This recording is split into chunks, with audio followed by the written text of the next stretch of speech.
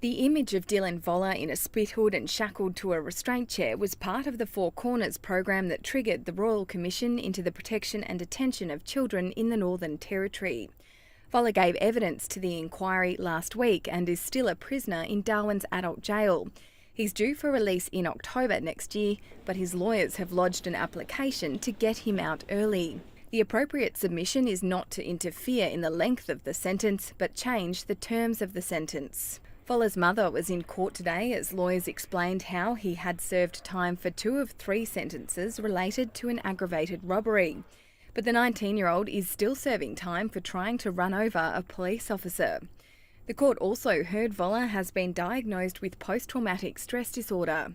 His time in custody has been much more difficult than for others, said Mr Dalton. The next step for this young man is that for the therapeutic needs for not only his interests but the interests of the community, that he be released at least into this care facility. But anti-government lawyer Trevor Moses argued this current application is mostly duplicating another process currently underway, the parole board's consideration of Voller's eligibility for release from jail.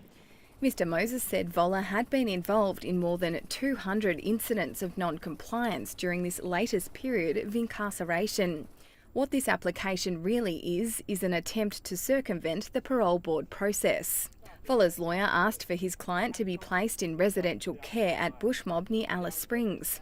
To permit the movement of this applicant into an organised residential care facility for 4 months, then another 4 months of appropriately supervised life with a family member. But Justice Peter Barr said he'd need to see more detail on the proposal. The case was adjourned until February 1st. Sally Brooks, ABC News.